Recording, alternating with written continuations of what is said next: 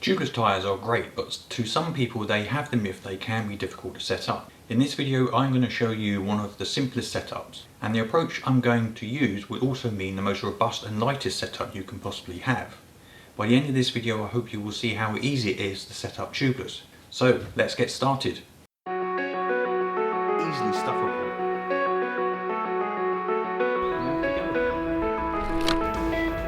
The same mount you get in the box.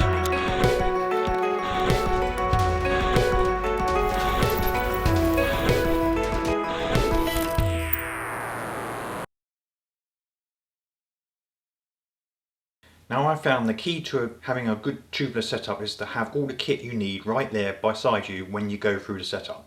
First of all, you need some wheels. This wheel set has just been built for my fat bike, and hence why you see the rims here are so wide. In the approach I've taken, it is irrelevant to how wide the rim is. It's the principle, and the principle is the same for standard narrow rims too. Depending on your rim's construction will also determine how the tubeless setup is put together and the time taken to achieve it. I have here double-walled carbon rims. You can tell they are double-walled because the spoke nipple hole is recessed in here. This means when I apply the rim tape, it goes around the rim, covering up all the holes and hence sealing the rim and stopping the air you pump into the tyre leaking out. Now on cheaper single wall rims, the spoke nipple is not recessed in a hole but instead poking out on the inside of the rim. A single wall rim is cheaper to make and so to buy, but it does make it much more difficult to seal those nipple holes to prevent air leaks. It can be done, and there are wheel sets out there that do just that. Applying the rim tape on that kind of rim with the nipples exposed does make it problematic when applying the rim tape, as the tape does not sit on the flat surface. You'll get creases and warped tape, which also means likely that you would have to apply more tape than you would otherwise to cover up the tape that's already on the rim as it is creased. So it can make for an untidy solution. These double-walled rims only need one layer of tape. The rim tape I'm going to use is Stan's No Tubes rim tape.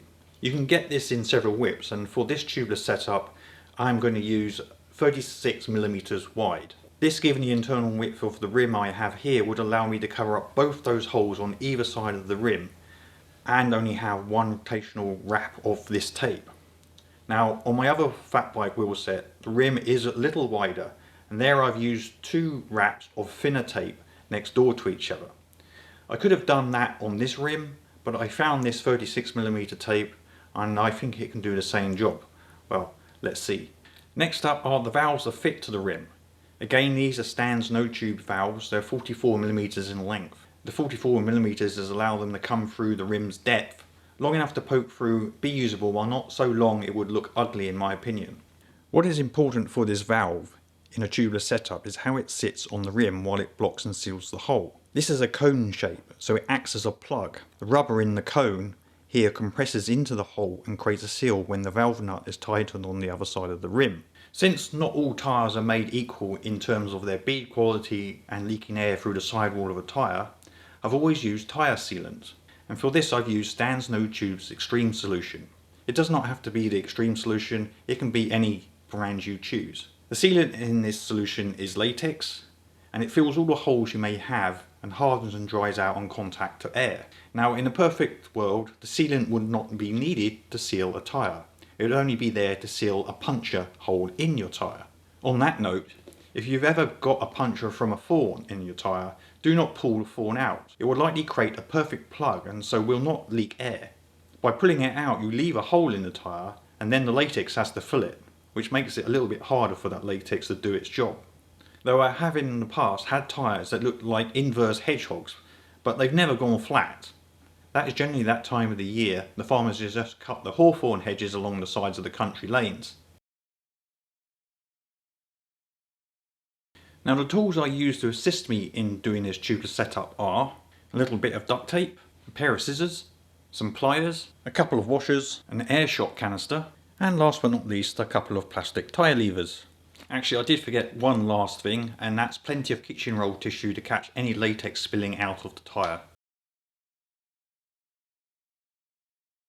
Okay, that is it to set up a tubeless tyres on these types of rims. I do have one more thing I am going to fit to the rear wheel, and that is a rim saver. Now this is a Victoria Airliner. There are others available, but the reason I chose this particular one is because it accommodates a 4-inch tyre. Even though these do add weight to the bike and make it more difficult to take a tyre off in my experience, they really do protect the rim from being crushed when running low pressures and hitting any square edged objects. I have in the past cracked a carbon rim on my fat bike, and it was a very expensive lesson to learn. Hence the reason now I fit these airliners to my tyres. Before I apply any rim tape, I'm going to thoroughly clean the rim surfaces. Now, Stan's rim tape is not the stickiest tape in the world, and I want to give it all the best chance I can give it to stay on the rim as I place it around the rim, because it will probably come back off again. So I'm going to use isopropanol alcohol to clean the rim.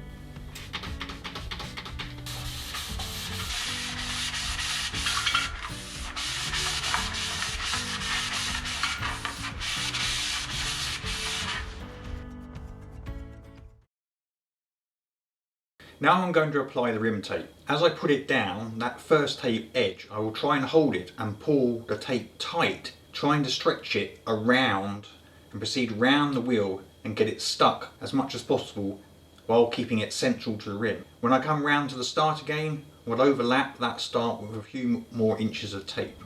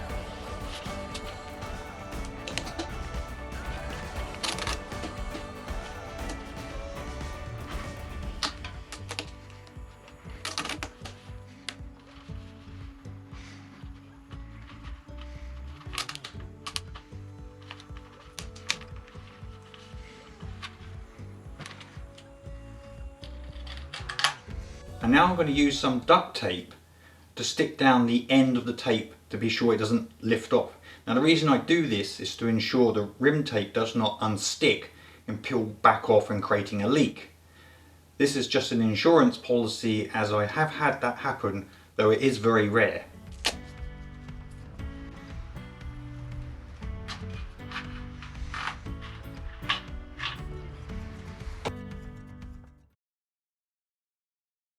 I'm now going to fit the air valves to the rim. I'm going to find the rim's valve hole and use a hole punch to create the hole in the tape. And the reason I use a punch like this because it is cone shaped, so it can push through and stretch the tape into the valve hole. I do not poke the rim tape from the other side, as this will push the rim tape off the rim, creating a very bad hole in the tape and making it more difficult to seal that hole when we put the valve back in.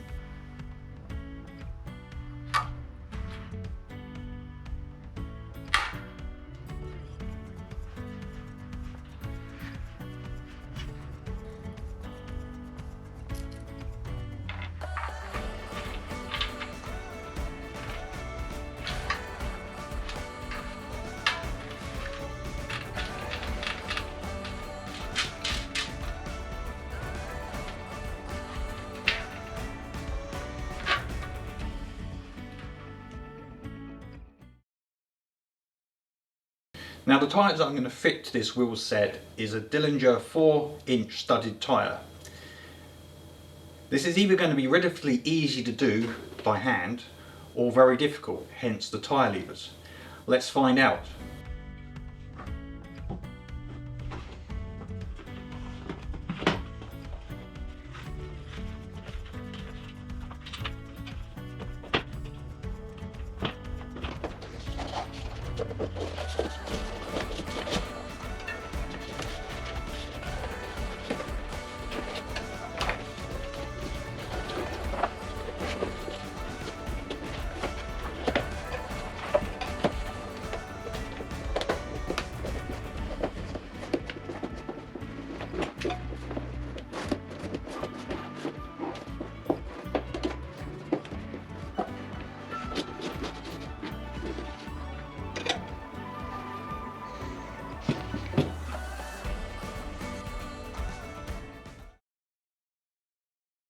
As you can see, I've left a gap, and that gap is there to pour in the latex sealant. I use this little hook on my bench's leg to hold the wheel slightly off the ground. This, I have found, makes it a little easier to fill the tyre if you're doing it on your own.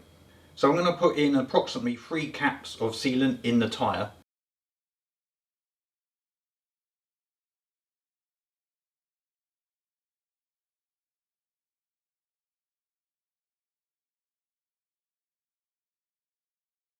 And we're now ready to fit the rest of the tyre. Make sure the tyre is sat centrally on the rim, with the tyre beads in the well of the tyre, though that is difficult with a rim saver.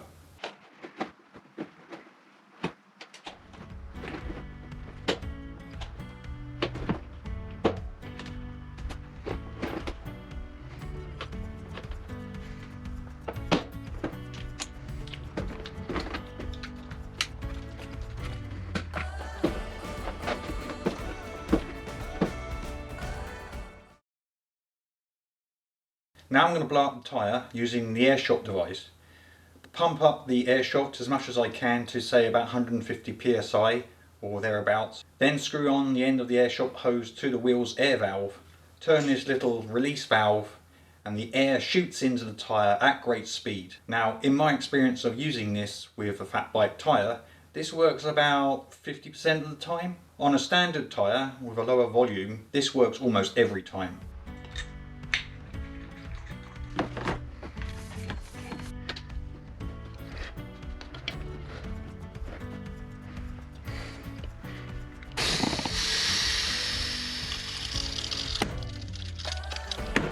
Okay, that was pretty straightforward for that particular tyre. I'm going to put a little bit more air into it to make it sure it's really hard.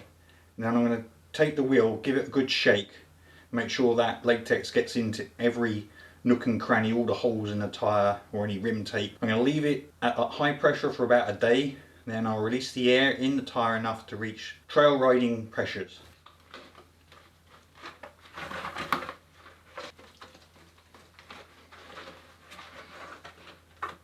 For the second wheel, I would repeat the process again, except I wouldn't fit the rim saver. I've chosen not to use a rim saver in the front wheel. Okay, that is it for now. I've done both wheels. The front wheel was just as easy to do as the rear one. As you have seen, it can be relatively easy and simple to make a tubeless tyre setup if you have everything ready and have the right rims. The rim tape setup I have shown you here can last many tyre changes, but just be careful not to scratch that tape when you take off a tyre, especially by a spoke hole.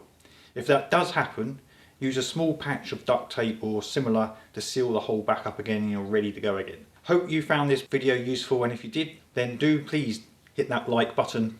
Appreciate it very much if you hit that subscription button too, as this is a great confirmation from you guys that you want to see more content like this. And if you're watching this for the first time, then to let you know, I also make trail description videos with 3D maps and route descriptions in and around Scotland. So do take a look. There are some great trails in Scotland, made all the better by Scotland's open access rules. The trail route descriptions come out on a regular basis, so do hit that subscription button and be sure to turn on notifications so you do not miss any new content as it comes out.